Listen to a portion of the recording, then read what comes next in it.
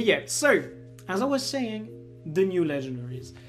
Like the Aeronet team, during the first look at EoD, had already shown us that we were getting some new legendaries that were themed after Orin, you know, the crystal dragon that we're working with in order to bring all the other dragons to their demise.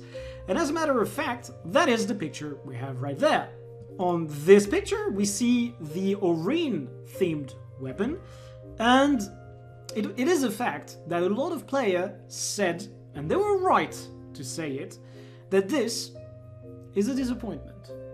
Why is it a disappointment? For one specific reason, it is that we are used to having legendaries that are very varied. Why do we have that? Because each legendary has their little bit of story, of lore behind them. And so, that is what we expected from the third generation of legendaries, because if you remember correctly, we were promised an entire set of new legendaries with Heart of Thorns, and that actually bled into Path of Fire. We got a few of these legendaries as the living story from Path of Fire was unveiling. And now we get these new legendaries that are just the same skin plastered on a different weapon shape. And people were just not really digging that. A fair part of the community rose up and said, Arnanet, come on, you can do us better than that. To which another part of the community actually rose and said, it is very simple. You want to have the quality of life of a legendary without necessarily putting in the effort or the money towards the acquisition of the old legendaries, the Gen 1s that you can trade, or the Gen 2s that are account bound on creation. Well then, these ones are probably going to be way easier to make. That was the speculation from the side that was defending these weapons. To this day, it is still unknown what is going to go into the making of these legendaries. However, with this blog post, we were given a little bit more info. The legendary weapons have a lot of quality of life. The reason why you get the legendary weapon isn't only for the skin or the fact that it's legendary, it's for everything else that it brings. This is detailed right here in the blog post. Make your weapon look like anything you want for free. Legendary gear does not use transmutation charges from your account, which is great, which is impressive.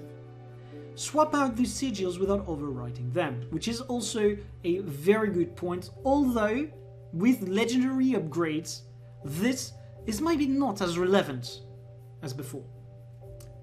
Choose the stats on your weapon anytime. This is actually the best quality of life of legendary gear in my opinion. Whenever you want to try something new on your characters, instead of having to get the gear for it, you can just swap the stats. And that is beautiful. Finally, use only one legendary weapon on all your characters at once. That's the power of the legendary armory. You unlock the weapon once, you can use it once on each character of your account.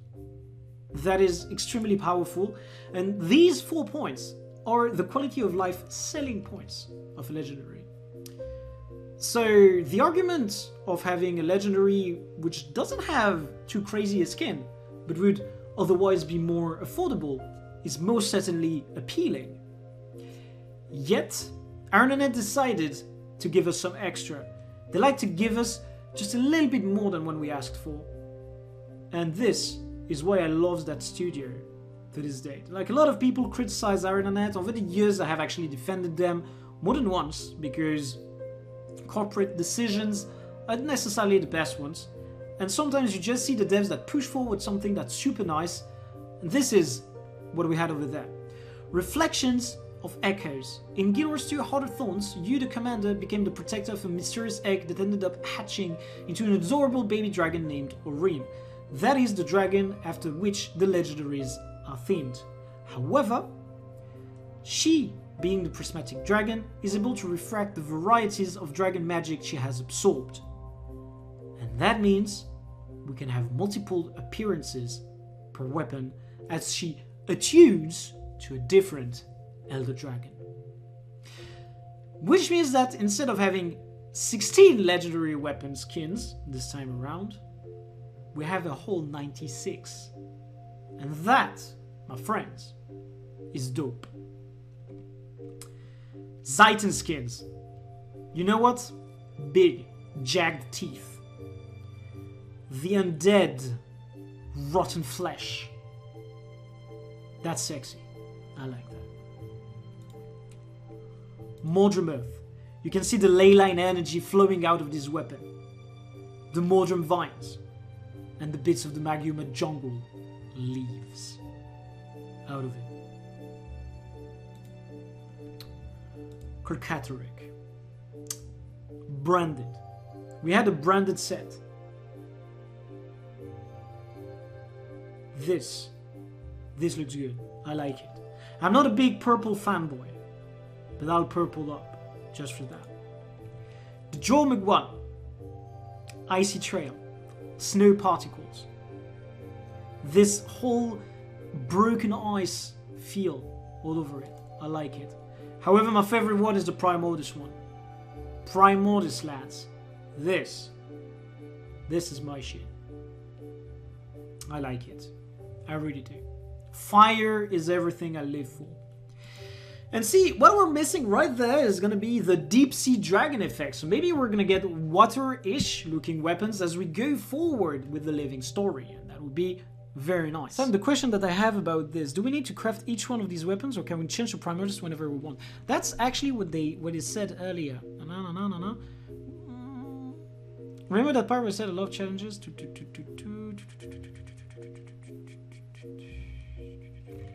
Or is it right after? Light through the prism visual effects. That's the one. Yeah, we need to capture the essence of each elder dragon they represent. The weapon and effects need to blend harmoniously. So they're describing the process of making the legendary weapons and the effects, etc. Orion's death blur around her ascended rainbow streak. This actually looks amazing, effect-wise. We are getting some very nice effects right there. I think they actually said it right there. Orion is not a fan of aquatic weapons, so she's vetted them. See, they're actually using some light humor to basically say they didn't want to make aquatic weapons, which I vibe with. You'll notice that the princes, not weapons. You need to forge each weapon once, then you'll go on a journey with it to attune it to the magic of all the elder dragons. You won't have to worry about spending tons of resources making and remaking these weapons. See, that's what I like about what they said right there. I'm pretty sure you'll need to like do a quest line or a collection to be able to change the appearance, and then I assume we should have items that allow you to attune them. You know, like the PvP stone that allows you to reattune your trinkets. I'm pretty sure we're gonna have something along these lines that's gonna allow you to reattune your legendary weapons to another elder dragons. At least I assume that's going to be the case. I might be sorely mistaken, but I think that should be the case. Speaking of resources, what are these going to cost you? Well, fair market value will be an option. Similar to the first generation of legendaries, the precursor and weapon themselves can be put up for sale on the trading post. This is very important because this is going to lead us into the second part of this video, which is going to be about the pricing of a Gift of Mastery and why it might just be the best way for a new and upcoming player to get started making money in the game. So, as we said, you can trade for that, which is very good. For the rest of us living on 2 gold a day, they start with a precursor weapon, finishing the story journal will give you one for free. And you can make them for yourself or sell for profit, so that's very good. And yeah, that's where they say it. Everyone can earn a precursor weapon by completing the Living World Return achievements. I need to do these still. Once you get your precursors, you'll need to present it along with some gifts to Zomoros. Some of these gifts will be familiar to anyone who's looked into making a legendary before. I assume that means we're going to get Gift of Might and Gift of Magic kind of gifts. Whether it's the classic ones or the new ones that use all of the tiers of materials and not just tier 6. We don't know yet what's it going to be, but we're most certainly going to have a Gift of Fortune kind of gift. We might have a gift of battle, I would assume that, and a copious amount of mystic coins. That's what I said at the start of the stream. The reason why Ironet made that offer with the Prime Gaming codes, in my opinion, is to get an influx of Mystic coins into the pockets of the player base. I assume that to be the case, and hopefully I'm not proven wrong. None of them will require finishing Renown Hearts, which is great. Many of them can be sold on a trading post. That is good. Because, yeah, these are activities such as fishing are going to give you materials. Prime Gaming codes, yeah, like to get accounts, like the core Guild Wars 2 accounts you could get from Prime Gaming.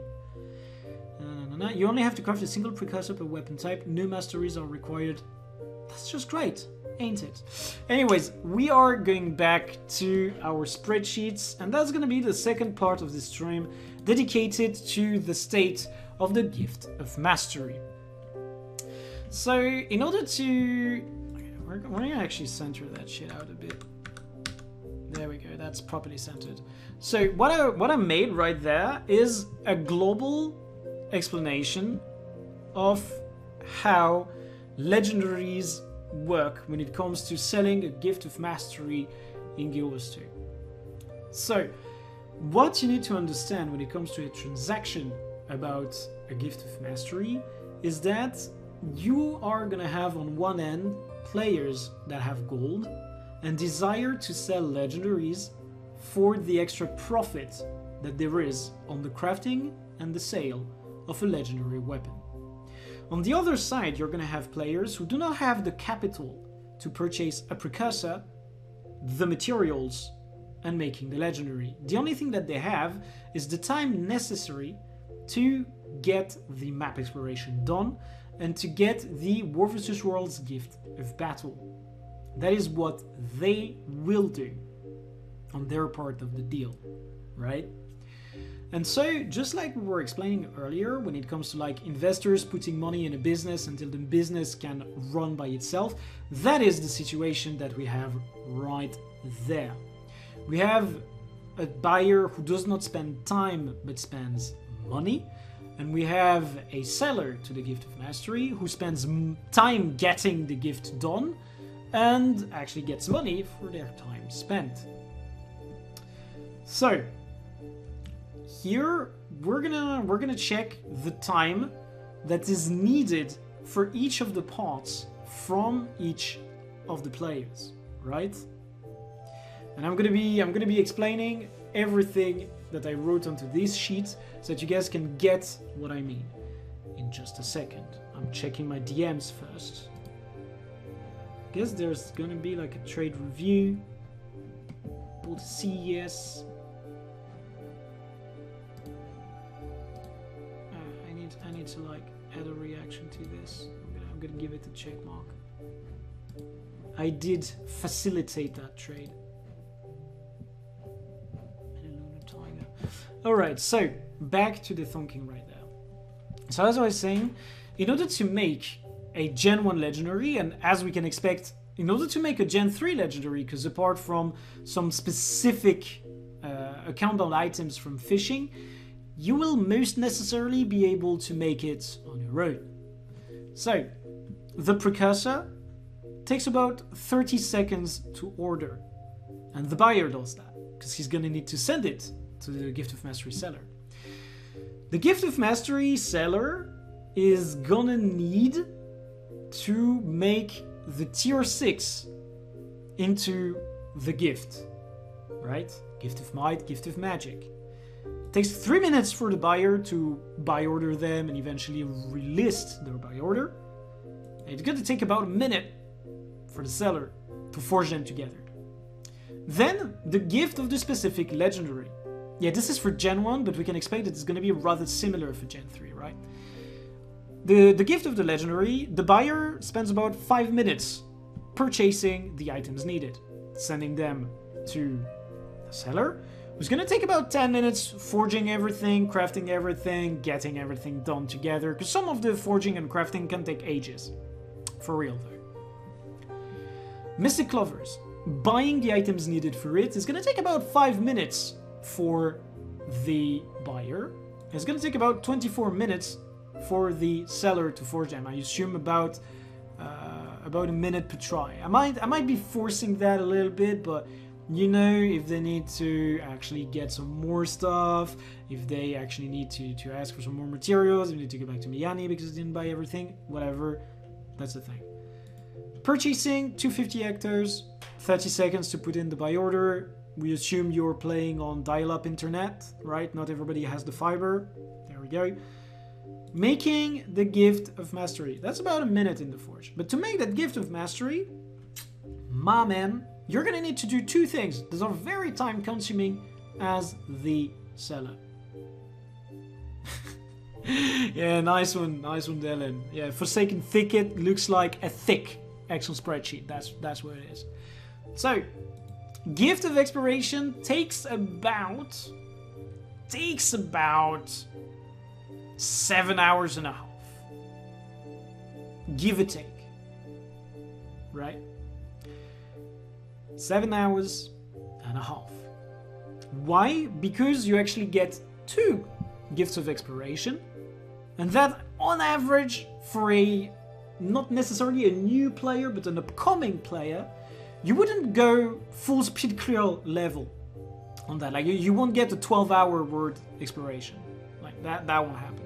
So we say 15 hours, right? 7 hours and a half per gift because you get 2 of them in 15 hours. Then the gift of battle. If you're using boosters, it goes quite fast. Still, we're assuming you're still gonna need about 4 hours and a half to get it done, right? About 4 hours and a half. That's a pretty fair point, because you won't be getting all the points all the time. You won't be getting that much participation. Really depends on the server. Maybe the whole War vs. World restructuration thing is going to change the pace on that matter, but it still won't be that fast. If we want to make things a little bit more precise, I guess we could reduce that to 5 over here, and we could eventually reduce the time needed to make Mystic Clovers to, I don't know, maybe we can reduce that to, yeah, you know what, let's put like 3 minutes here, and we're gonna put like 10 minutes over here, and that means right there we managed to bring the time down. We're crazy people just like that. We managed to bring the time down. It's now 12 hours and 15 minutes. Right, we're kind of crazy right there.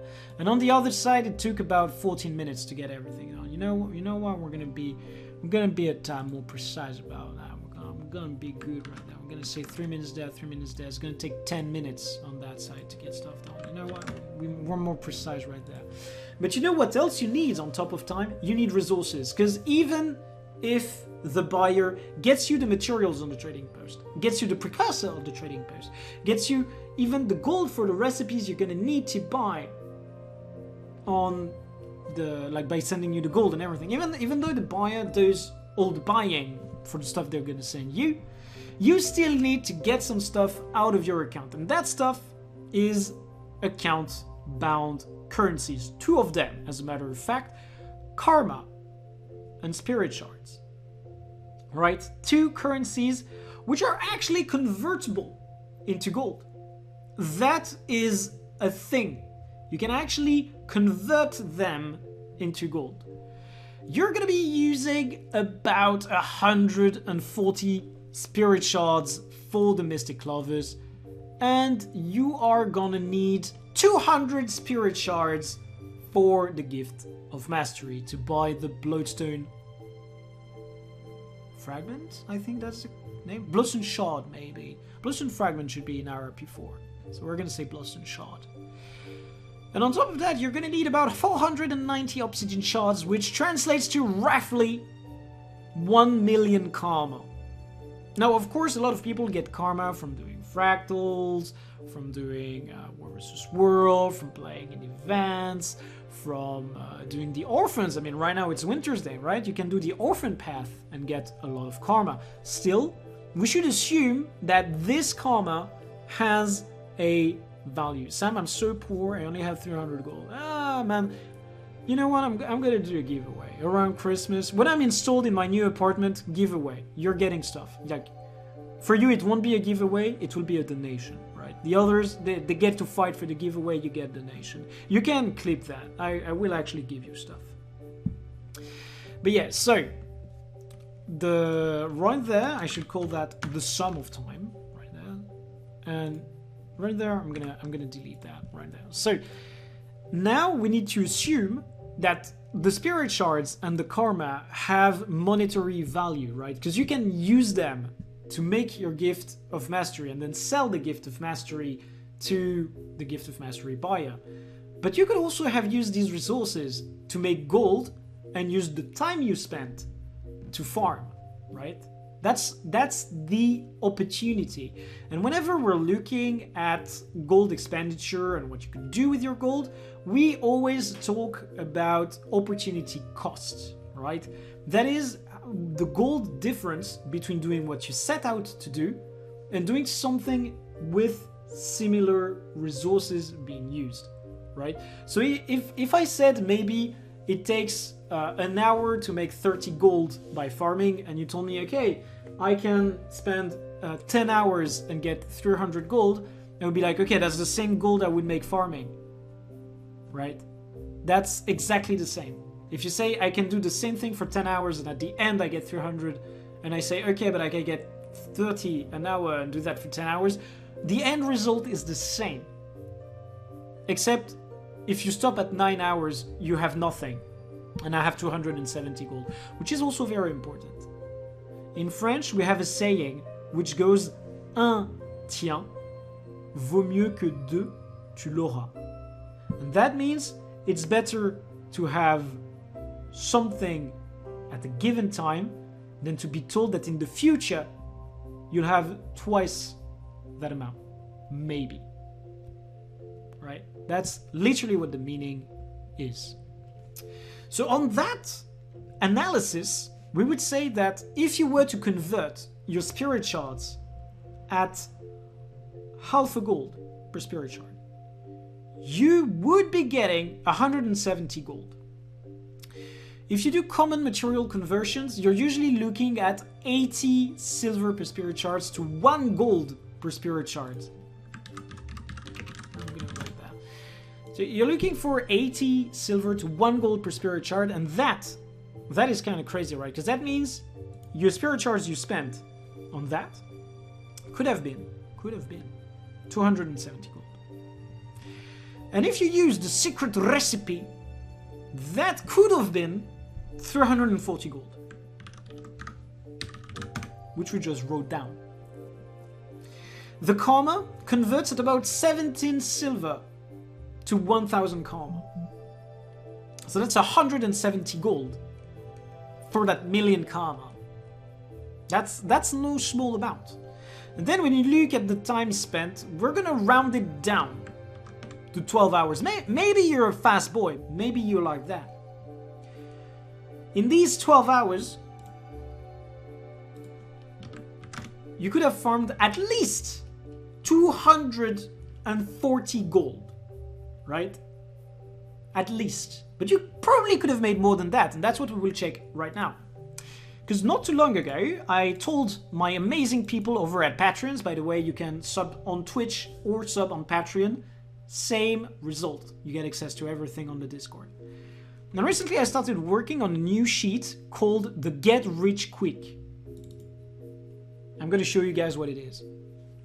So the Get Rich Quick, kind of simple. I made a routine checker. And on that routine checker, you can just click the stuff you want to do and see how much gold that would bring you, right? So for instance, if you do your daily tier 4s, I say it takes about 40 minutes.